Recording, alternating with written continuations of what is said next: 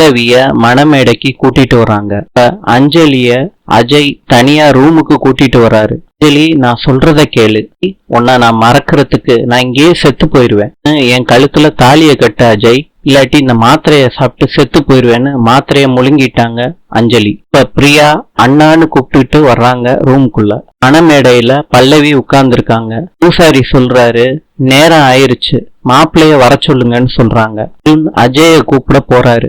சொல்றாங்க அஜய் கிட்ட, இப்படி விட்டா அஞ்சலிக்கு ஏதாவது ஆயிரும்னு சொல்லிட்டு லிப்ட்ல போறாங்க. கார்ல அஞ்சலிய வச்சுக்கிட்டு அஜயும் பிரியாவும் போறாங்க.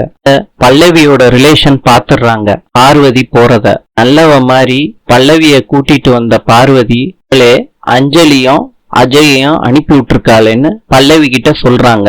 மேடையிலேயே மார்கதர்சி பல்லவிய பார்த்து சொல்றாங்க, எல்லாரும் என்னைய பார்த்து சிரிக்கிற மாதிரி இருக்குமா அப்படின்னு சொல்லிட்டு அழுகிறாரு. அதிர்ச்சி ஆயிடுறாரு. கல்யாணத்துக்கு வந்திருக்க எல்லாரும் எந்திரிச்சு நிக்கிறாங்க அதிர்ச்சியில. மெக்சிகோவின் நாணயம் பிசோ. நாளை சந்திப்போம்.